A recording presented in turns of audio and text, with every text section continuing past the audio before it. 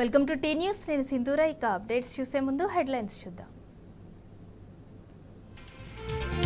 ఉద్యోగాల భర్తీలో రాష్ట్ర ప్రభుత్వం తీవ్ర జాప్యం, అవకతవకలపై చర్యలు తీసుకోవాలని అభ్యర్థుల ఆవేదన. రైతు భరోసాకు తొలుత 5,000, తర్వాత 2,500 వాయిదా పద్ధతిలో పెట్టుబడి సాయం ఇచ్చే యోచనలో సర్కార్. సోమ్ డిస్టిలరీ అనుమతుల రద్దుపై అనుమానాలు, స్కామ్పై విచారణ జరపాలని బీఆర్ఎస్ డిమాండ్. ఈ నెల 25 నుంచి పార్లమెంట్ ప్రత్యేక సమావేశాలు, తొలి రోజు లోక్సభ స్పీకర్ ఎన్నిక. అమెరికాతో తలపడనున్న టీమిండియా, గెలిచిన టీంకు సూపర్ 8 బెర్త్ ఖాయం.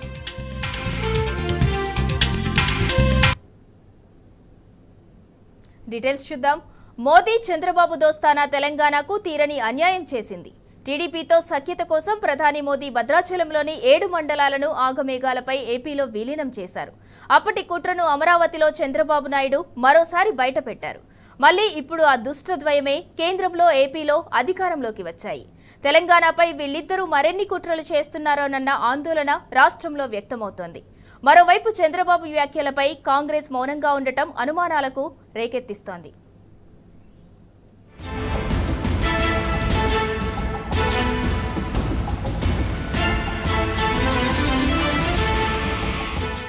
మంగళవారం అమరావతిలో నిర్వహించిన టీడీపీ ఎల్పీ సమావేశంలో తెలంగాణలోని 7 మండలాలపై జరిగిన కుట్రకోణాన్ని ఆ పార్టీ అధ్యక్షుడు చంద్రబాబు మరోసారి బయటపెట్టారు.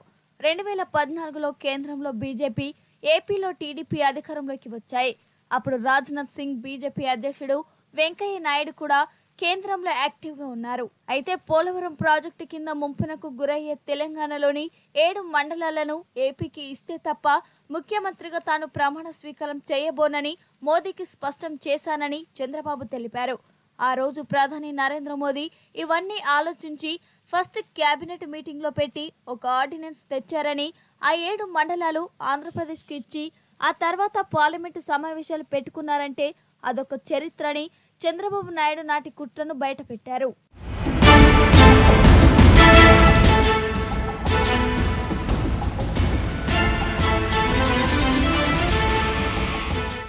ఇప్పటి మాదిరిగానే 10 ఏళ్ల క్రితం 2014లో బీజేపీతో పొత్తు పెట్టుకున్న చంద్రబాబు ఏపీలో అధికారంలోకి వచ్చారు.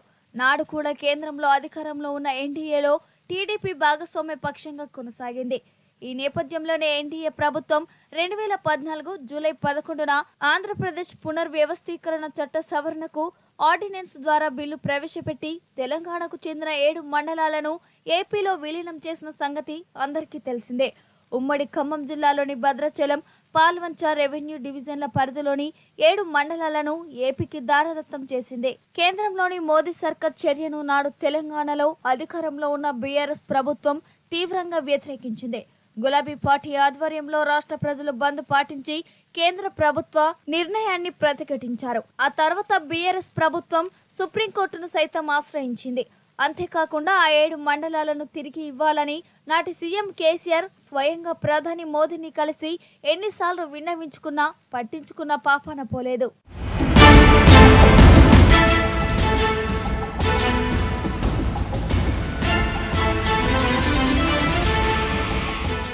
కేంద్రంలో కాంగ్రెస్ అధికారంలోకి వస్తే ఆంధ్రప్రదేశ్లో విలీనం చేసిన 7 మండలాలను తిరిగి తెలంగాణలో కలుపుతామని మొన్నటి పార్లమెంట్ ఎన్నికల మేనిఫెస్టోలో హామీ ఇచ్చింది. 7 మండలాల విలీనం విషయంలో కేంద్రంలోని బీజేపీ, ఏపీలోని టీడీపీ కలిసి చేసిన కుట్రను చంద్రబాబు స్వయంగా బయటపెట్టినప్పటికీ రాష్ట్రంలోని కాంగ్రెస్ ప్రభుత్వం కానీ ఆ పార్టీ నేతలు గాని నోరు విప్పకపోవడం గమనార్హం. తెలంగాణకు తీవ్ర అన్యాయం చేసిన ఏపీ టీడీపీ ప్రభుత్వం చేయబోయే ప్రమాణ స్వీకారానికి తెలంగాణ కాంగ్రెస్ ప్రభుత్వ పెద్ద వెళ్తారా లేదా అన్నది ఆసక్తికరంగా మారింది. ఎన్డీఏలో కీలక భాగస్వామిగా ఉన్న చంద్రబాబు తెలంగాణకు వ్యతిరేకంగా మరిన్ని కుట్రలు చేస్తారో అన్న ఆందోళన తెలంగాణ వాదుల్లో వ్యక్తమవుతుంది.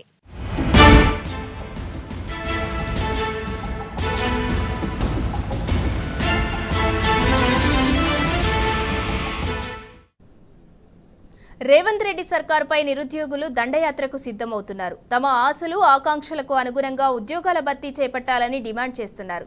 సీఎం ఇంటితో పాటు ఏకంగా కాంగ్రెస్ పార్టీ కార్యాలయంలో నిరసనలకు దిగి ప్రభుత్వానికి చెమటలు పట్టిస్తున్నారు.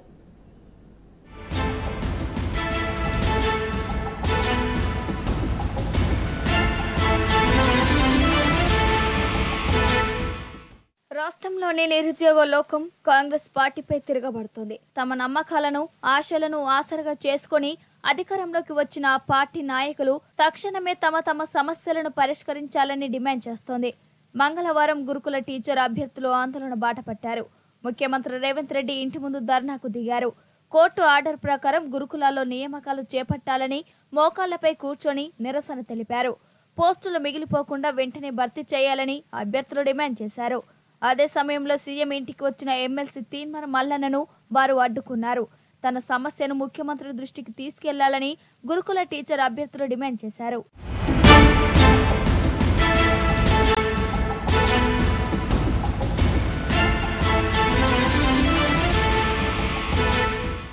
మరోవైపు కాంగ్రెస్ పార్టీ కార్యాలయం గాంధీభవన్ ముందు ఏఈఈ అభ్యర్థులు నిరసనకు దిగారు. నోటిఫికేషన్ ఇచ్చి 2 ఏళ్లు దాటినా ఏఈఈ అభ్యర్థుల ఎంపిక అంశం కొలిక్కి రాలేదని ఆందోళన వ్యక్తం చేశారు. 1:2 రేషియోలో అభ్యర్థులను ఎంపిక చేసి 3 నెలలు గడిచినా అపాయింట్మెంట్ లెటర్లు ఇవ్వడం లేదని వారు వాపోయారు. ఈ విషయంపై అధికారులకు ఎన్ని వినతి పత్రాలు ఇచ్చినా ఫలితం లేకుండా పోయిందని ఆవేదన వ్యక్తం చేశారు.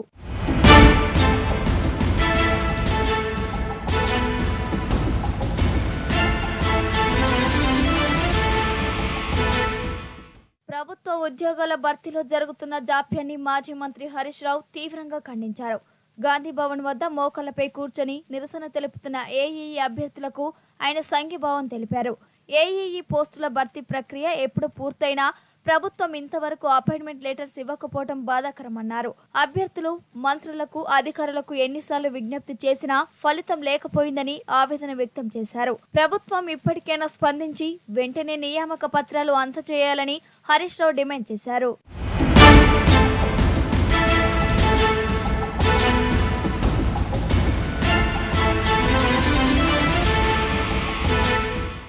ఇక కాంగ్రెస్ ప్రభుత్వం మోసాలపై బీఆర్ఎస్ నేత ఆర్ఎస్ ప్రవీణ్ కుమార్ ఫైర్ అయ్యారు. గత 3 నెలల జీతాలు ఇవ్వటం లేదంటూ ఇవాళ సీఎం రేవంత్ రెడ్డి ఇంటి వద్ద ఆందోళనకు దిగిన నర్సులకు ఎక్స్ వేదికగా సంఘీభావం తెలిపారు.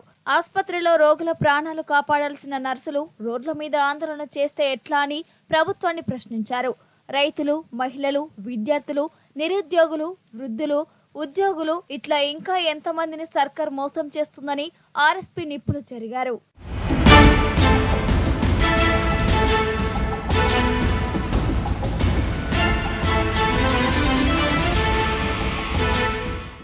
మరోవైపు రాష్ట్రంలో త్వరలో నిర్వహించనున్న గ్రూప్ 2, గ్రూప్ 3, డిఎస్సి పోస్టుల సంఖ్యను మరింత పెంచాలన్న డిమాండ్ నిరుద్యోగుల నుంచి వ్యక్తమవుతుంది. ప్రభుత్వ శాఖల్లో లక్షలాది ఉద్యోగాలు ఖాళీగా ఉన్నాయన్న కాంగ్రెస్ నాయకులు ఇప్పుడు వాటిని ఎందుకు భర్తీ చేయడం లేదని నిరుద్యోగులు ప్రశ్నిస్తున్నారు. తక్షణమే జాబ్ క్యాలెండర్ ప్రకటించి డిసెంబర్ లోపు 2 లక్షల ఉద్యోగాలను భర్తీ చేయాలని వారు డిమాండ్ చేస్తున్నారు. ప్రభుత్వం ఉద్యోగాల భర్తీకి చర్యలు తీసుకోకుంటే త్వరలోనే రాష్ట్ర వ్యాప్తంగా ఉద్యమిస్తామని వారు హెచ్చరిస్తున్నారు.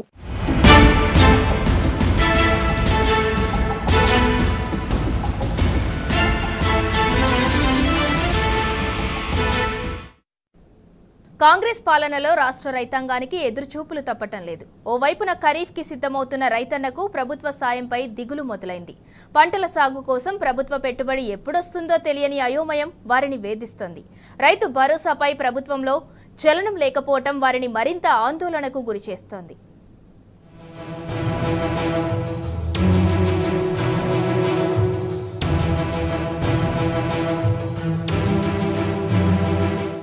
ఈ వానాకాలం సీజన్లోనూ పాత పద్ధతిలోని పెట్టుబడి సాయం పంపిణీ చేసే ఆలోచనలో రాష్ట్ర ప్రభుత్వం ఉన్నట్లు తెలిసింది. రైతు భరోసా మార్గదర్శకాల రూపకల్పనలో ఆలస్యమే ఇందుకు కారణమనే చర్చ వ్యవసాయ శాఖలో జరుగుతోంది. ఇప్పటికే వ్యవసాయ సీజన్ మొదలైంది. వర్షాలు కురుస్తుండటంతో రైతులు సాగు పనులు మొదలుపెట్టారు. దీంతో పెట్టుబడి సాయం కోసం రైతులు ఎదురు చూస్తున్నారు.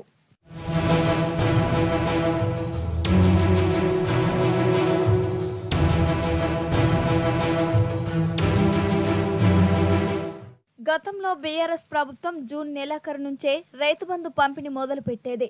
ప్రస్తుత పరిస్థితుల్లో అది సాధ్యమయ్యేలా లేదు. దీంతో తమ పట్ల రైతుల్లో వ్యతిరేకత మరింత పెరుగుతుందనే ఆందోళన ప్రభుత్వంలో నెలకొంది. ఈ నేపథ్యంలో వానాకాలం సీజన్ కు రైతు బంధు పంపిణీపై ఏం చేయాలని ఆలోచిస్తోంది.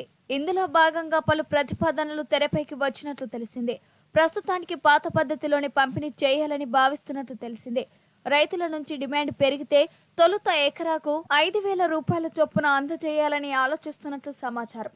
రైతు భరోసా విధి విధానాలు ఖరారైన తర్వాత అర్హులైన రైతులకు మరో 2,500 చొప్పున ఇవ్వాలనే ఆలోచనలో ఉన్నట్లు తెలిపింది.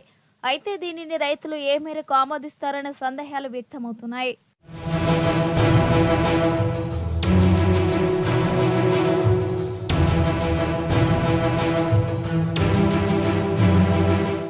రాష్ట్ర ప్రభుత్వం రైతు భరోసా అమలు మార్గదర్శకాలపై కార్యాచరణ సిద్ధం చేయకుండా నాంచుతోందన్న వాదనలు వ్యక్తమవుతున్నాయి. రైతు భరోసా విధి విధానాలపై అసెంబ్లీలో చర్చించిన తర్వాతే నిర్ణయం తీసుకుంటామని సీఎం రేవంత్ రెడ్డి గతంలో ప్రకటించారు. అయితే అసెంబ్లీలో ఎప్పుడు చర్చిస్తారు, ఎప్పుడు నిర్ణయం తీసుకుంటారనే అంశంపై ఇప్పటికీ స్పష్టత లేదు. మరోవైపు రైతు భరోసా విధి విధానాల రూపకల్పనకు ఇప్పటి వరకు కనీస కార్యాచరణ కూడా మొదలు కాలేదు. ఇందుకు సంబంధించి ఇప్పటి వరకు తమకు ఎలాంటి ఆదేశాలు రాలేదని వ్యవసాయ శాఖ వర్గాలు తెలిపాయి.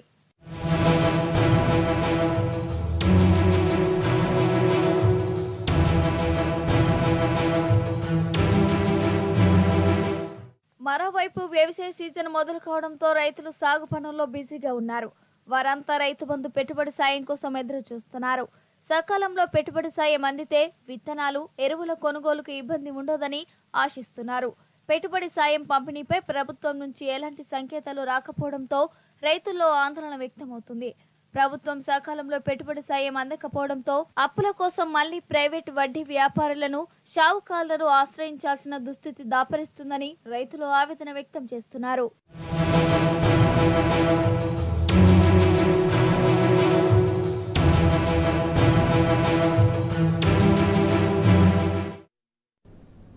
బడికి టైం అయింది. సమ్మర్ హాలిడేస్ తర్వాత రాష్ట్రంలో పాఠశాలలు ఇవాల్టి నుంచి ప్రారంభం కానున్నాయి. ఓవైపు ప్రైవేట్ పాఠశాలలు సకల సౌకర్యాలతో విద్యార్థులకు స్వాగతం పలుకుతుంటే, మరోవైపు సర్కారీ బడులు వసతుల లేమితో ఆహ్వానిస్తున్నాయి. ఇప్పటికే ప్రైవేట్, కార్పొరేట్ స్కూళ్లు అడ్మిషన్ల ప్రక్రియను పూర్తి చేసుకుని క్లాసులకు రెడీ అవ్వగా, ప్రభుత్వ పాఠశాలలు మాత్రం సగం సౌకర్యాలతోనే పునః ప్రారంభానికి సిద్ధమయ్యాయి.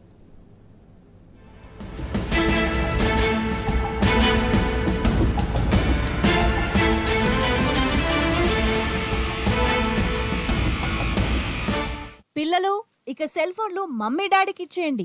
బడిగంటకు వేళయింది. ఆట బొమ్మలన్నీ తీసి బాక్స్లో దాచిపెట్టుకోండి. స్కూల్ బస్ వచ్చే టైం అయింది. క్రికెట్ బ్యాటు, బాలు సెల్ఫ్లో సర్దేసి యూనిఫామ్ నీట్గా ఐరన్ చేసి పెట్టుకోండి. క్లాస్కు టైం వచ్చింది. ఇంట్లో ఓ మూలకు దిగాలుగా పడున్న స్కూల్ బ్యాగ్ దుమ్ము దులపండి. హోంవర్క్ రాసే టైం కూడా వచ్చింది. రాష్ట్రంలో బడిగంట మోగనుంది. 40 రోజులకు పైగా వేసవి సెలవుల తర్వాత స్కూల్స్ మళ్లీ తెరుచుకొనున్నాయి. మౌనమునిలా మూగబోయిన తరగతి గదులు ఎప్పటిలాగే విద్యార్థులతో కళకళలాడనున్నాయి. బోసిపోయిన క్రీడా మైదానాలు తిరిగి సందడిగా కనిపించబోతున్నాయి.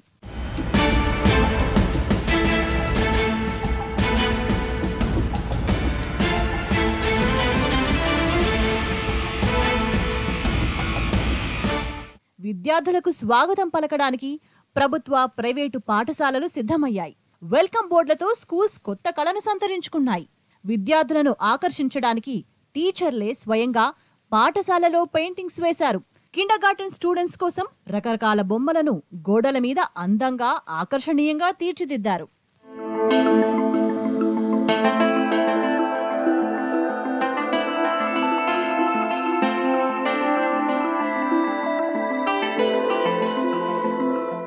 గ్రేటర్ హైదరాబాద్ పరిధిలో ప్రభుత్వ, ప్రైవేట్, ఎయిడెడ్ కలిపి సుమారు 7,587 పాఠశాలలున్నాయి.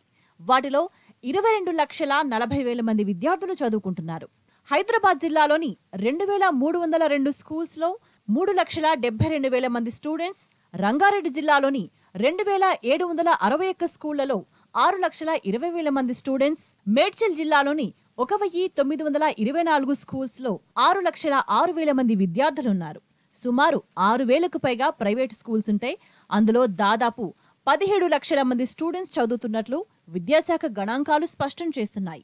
అయితే సర్కారు బడుల్లో ఉపాధ్యాయ పోస్టుల ఖాళీలు వెక్కిరిస్తున్నాయి. ఉద్యోగ విరమణలు భారీ స్థాయిలో జరిగినా ఖాళీలు భర్తీ కాలేదు. ప్రభుత్వ ఉన్నత పాఠశాలల్లో సబ్జెక్ట్ నిపుణుల పోస్టుల భర్తీ అంతంత మాత్రంగా ఉందని, దీంతో విద్యార్థుల చదువులు భారంగా మారుతున్నాయనేది తల్లిదండ్రుల ఆవేదన. ఇక ప్రైవేటు విద్యా సంస్థల్లో తక్కువ వేతనాలకు పనిచేసే టీచర్ల నైపుణ్యం కూడా బొటాబొటిగానే ఉంది. ప్రభుత్వ పాఠశాలల్లో ఖాళీలు, ప్రైవేట్లో నైపుణ్యం గల టీచర్ల కొరత ఈ ఏడాది విద్యార్థుల చదువులపై తీవ్రంగా ప్రభావం చూపనున్నాయి. తెలంగాణ రాష్ట్రంలో విద్యా సంవత్సరం ప్రారంభమైన తరుణంలో రాష్ట్ర ప్రభుత్వం ప్రైవేట్ కార్పొరేట్ విద్యా సంస్థలు చేసిన ఫీజుల దోపిడీ పైన అడ్డుకట్ట వేయాలని, ఇప్పటికే ప్రైవేట్ కార్పొరేట్ విద్యా సంస్థలు పుస్తకాల పేరు మీద, అడ్మిషన్ల పేరు మీద, యూనిఫామ్ల పేరు మీద విద్యార్థుల నుంచి ₹1,000 వసూలు చేసి ఈరోజు పేద బడుగు బలహీన వర్గాలకు చెందిన విద్యార్థుల నుంచి విద్యా దోపిడీ చేస్తా ఉన్నారు. ఈ యొక్క విద్యా వ్యవస్థ జరుగుతున్నటువంటి లోపాల పైన, ప్రైవేట్ కార్పొరేట్ విద్యా సంస్థలు చేస్తున్నటువంటి ఫీజుల దోపిడీ పైన రాష్ట్ర ముఖ్యమంత్రి రేవంత్ రెడ్డి వెంటనే సమీక్ష నిర్వహించి రాష్ట్రంలో జరుగుతున్న విద్యా మాఫీ వ్యతిరేకంగా, అదేవిధంగా కార్పొరేట్ విద్యా సంస్థలు చేసిన ఫీజుల దోపిడీ వ్యతిరేకంగా ఫీజుల నియంత్రణ చట్టాన్ని పటిష్టంగా అమలు చేసి రాష్ట్రంలో ఉన్నటువంటి పేద బడుగు బలహీన వర్గాలకు చెందిన విద్యార్థులకు న్యాయం చేయాలని చెప్పేసి రేవంత్ రెడ్డి డిమాండ్ చేస్తా ఉన్నాం. ప్రభుత్వ పాఠశాలల్లో మౌలిక సదుపాయాల కల్పన కూడా అరకొరగానే ఉంది. చేపట్టిన పనులు సగం కూడా పూర్తి కాలేదు. విద్యాశాఖ అధికారుల పర్యవేక్షణలేమితో పనులు ముందుకు సాగడం లేదు. హైదరాబాద్తో పాటు రంగారెడ్డి, మేడ్చల్ జిల్లాలోనూ ఇదే పరిస్థితి కనిపిస్తోంది. ఇక విద్యా సంవత్సరం మొదలైందంటే తల్లిదండ్రుల గుండెల్లో రైళ్లు పరిగెడుతుంటాయి. డొనేషన్లని, స్కూల్ ఫీజులని, పుస్తకాలని, స్టేషనరీ, ఇతర ఖర్చులన్నీ తడిసి మోపెడవుతుంటాయి. పేద మధ్యతరగతి కుటుంబాలకు ఫీజులు పెను భారంగా మారుతున్నాయి. అసంఘటిత రంగ కార్మికులు, చిరుద్యోగుల పరిస్థితి మరీ దయనీయంగా ఉంది. ఇంట్లో 2 పిల్లలుంటే సాధారణ స్కూళ్లలోనే లక్షకు పైగా ఖర్చు చేయాల్సి వస్తుందని విద్యార్థి సంఘాలంటున్నాయి. రాష్ట్రంలో ప్రైవేట్ పాఠశాలలు విద్యను వ్యాపారంగా మార్చాయి. అక్షరాలతో లక్షల రూపాయల వ్యాపారం చేస్తా ఉన్నారు ప్రైవేట్ పాఠశాల వారు. పాఠశాలలు పునఃప్రారంభంగానున్న నేపథ్యంలో ప్రైవేట్ పాఠశాలల వారు ఇప్పటికే అడ్మిషన్ ఫీజు పేరిట, స్కూల్ ఫీజుల పేరిట అడ్డగో దోపిడీ చేసినటువంటి పాఠశాలల వారు ఈ దోపిడీ చాలదన్నట్టు స్కూళ్లలోనే యూనిఫామ్లు కొనాలి, పుస్తకాలు కొనాలి, షూ కొనాలి, బ్యాగ్ కొనాలంటూ ఇలా విద్యార్థి తల్లిదండ్రులకు సందేశం ఇస్తూ హుకుం జారీ చేస్తూ బయట నుంచి కొనేటువంటి యూనిఫామ్లను, పుస్తకాలను మా స్కూల్లో అలోయం, ఇక్కడ ఉన్న వాటిని ఇక్కడ ఉన్న వాటిని అలో చేస్తామంటూ ఇలా విద్యార్థి తల్లిదండ్రులపై పెను భారం మోపుతున్న పరిస్థితి తెలంగాణ రాష్ట్రంలో ఉన్నది. రాష్ట్రంలో ఉద్యోగాలు ప్రిపేర్ అయ్యే వాటికి సంబంధించి కానీ, ఉన్నత విద్యారంగం సంబంధించి పుస్తకాల రేట్ల కంటే ఎల్కేజీ, యూకేజీ పుస్తకాల రేట్లే అధికంగా ఉన్న పరిస్థితి ఉన్నది. తెలంగాణ రాష్ట్రంలో పాఠశాలల్లో పుస్తకాలు అమ్మద్దు, యూనిఫామ్ అమ్మద్దు అని చెప్పి జీవోలు ఉన్న ఆ యొక్క జీవోలను ఎక్కడ పట్టించుకోకుండా, జీవోలను అమలు చేయకుండా ఇలా ప్రైవేట్ పాఠశాలలు ఇష్టానుసారంగా వివరిస్తున్నా, ఇలా ఎంఈఓ, డిఓలు ఎక్కడ ప్రైవేట్ పాఠశాలలు తనిఖీ చేయకుండా ఇలా ఇష్టానుసారంగా పుస్తకాలు అమ్ముతున్న, యూనిఫామ్ అమ్ముతున్న పాఠశాలపై చర్యలు తీసుకోవడంలో ఇలా ఎంఈఓ, డిఓ అధికారులు పూర్తిగా విఫలమయ్యారు. ఇన్ని రోజులు హాలిడేస్ కాబట్టి ఓకే. ఇక ఇప్పుడు అలారం కాస్త ముందుకు జరపండి. పొద్దున్నే నిద్ర లేచి స్కూల్కి రెడీ అవ్వండి. Childrens, all the best.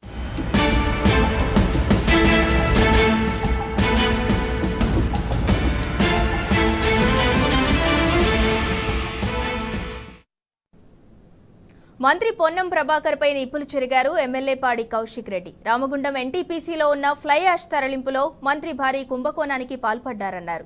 రోజు అదనంగా తరలిస్తున్న ఫ్లై యాష్ కు 50 లక్షల రూపాయలు అక్రమంగా సంపాదిస్తున్నారని మండిపడ్డారు. పొన్నం ప్రభాకర్ ఒత్తిళ్లకు రవాణా శాఖ అధికారులు లొంగుతున్నారని చెప్పారు. అధికారులు కాంగ్రెస్ ఒత్తిళ్లకు లొంగకుండా నిబంధనలకు అనుకూలంగా పనిచేయాలని కౌశిక్ రెడ్డి సూచించారు. 300 లారీలు కొడతా ఉన్నారు. ఆ 30,000 రూపీస్ పర్ లారీ అనేది పోతుందంటే 30,000 ఇంటూ 300 వేస్తే 90 lakh రూపీస్ కొడతా ఉన్నారు. ఈ 90 లక్షలలో స్ట్రేట్ అవే 50 లక్షలు మంత్రి గారికి ఇస్తూ ఉన్నారు.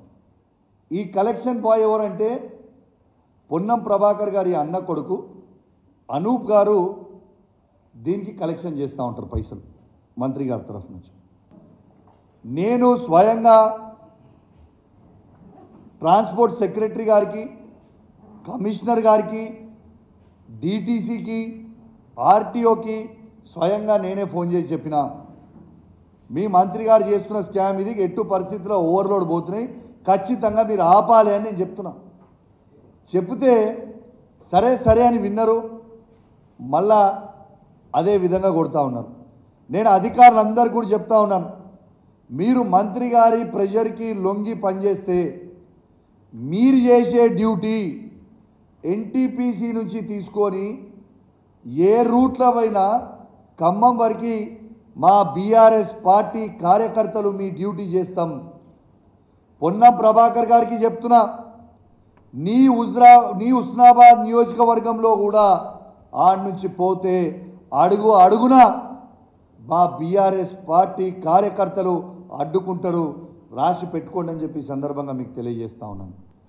ఇలా నేను పొన్నం ప్రభాకర్ గారికి చెప్తా ఉన్నాను, పేద విద్యార్థులు, పేద యువకులు, పేదోళ్ళ శవాల మీద పైసలు ఏరుకుంటున్న పొన్నం ప్రభాకర్ గారికి ఖచ్చితంగా మా అఖిల్ గారి శాపం పాపం ఖచ్చితంగా నీకు తగులుతుంది. వేలాది మంది విద్యార్థులు ఆ రోడ్డు మీద పోతూ ఉంటారు. ఈ ఫ్లై యాష్ ఏమో సరిగ్గా దాంట్లో గట్టక ఓవర్లోడ్ అవ్వడం వల్ల ఎక్కడ పడితే అక్కడ స్పిల్ అయ్యకుండా పోతుంటుంది రోడ్ల మీద. మరి ఇప్పుడు దీని బాధ్యత ఎవరు అని చెప్పి నేను అడుగుతా ఉన్నాను. ఓ ట్రాన్స్పోర్ట్ మినిస్టర్గా నీ బాధ్యత లేదా? ఇవాళ బండ్లు ఎందుకు మరి హుజరాబాద్ నుంచి పోకునియకుండా మళ్ళీ హుస్నాబాద్ మీద నుంచి ఎందుకు తీసుకుపోతున్న బండ్లు అన్నీ కరెక్ట్ అయ్యి ఉంటే? మీరు ఫ్లై యాష్ కొట్టుకొని మాకేం అభ్యంతరం లేదు, కానీ యాజ్ పర్ రూల్స్ నామ్స్ ప్రకారం కొట్టుకుంటూ పోండి. నేను ఒక్కటే అడుగుతున్నా, ఈయనకి ఎందుకు అంత భయం అవుతుంది? నేను ఇప్పుడు లైవ్ చూసిన, నీకు దమ్ముంటే నేను చెప్పింది అబద్ధమన్ను అంటే నేను నీతోని చర్చకు రావడానికి సిద్ధంగా ఉన్నా. ఇదానే వచ్చిన 6 నెలల్లో మీరు ఇదే ట్రాన్స్పోర్ట్ మినిస్టర్ గారి మీద ఎన్ని అలిగేషన్స్ అండి? 6 నెలలు కాలే. ఒకసారేమో అధికారులకు ఫోన్ చేసి బెదిరిస్తాడు. మీ అందరు లైవ్గా వీడియో విన్నారు. ఎంఆర్ఓ గారికి ఆర్డీఓ గారికి ఫోన్ చేసి ఏం చెప్తారు? కౌశిక్ రెడ్డి గారు ఎమ్మెల్యే గారికి కళ్యాణ లక్ష్మి చెక్కులు మీరు పంచనిస్తే మంచిగా ఉండదు అని బెదిరిస్తాడు. నోటిద్దులా రెడ్ హ్యాండెడ్గా దొరికిపోయిండు. ఇలా మంత్రియా ఇంకేంటిదైనా లేకుండా స్టేజ్ మీద ఉంటాడు, కార్యకర్తల కడుపులో డిషూమ్ డిషూమ్ డిషూమ్ డిషూమ్ అని కుదురుతాడు. అంటే ఇంత జోకర్ అయిపోయిండు. ఈ స్కామ్ గ్రేస్ని నిజంగా కాంగ్రెస్ స్కామ్ గ్రేస్గా మారిపోయింది. ప్రజలందరూ కూడా మిమ్మల్ని గమనిస్తూ ఉన్నారు.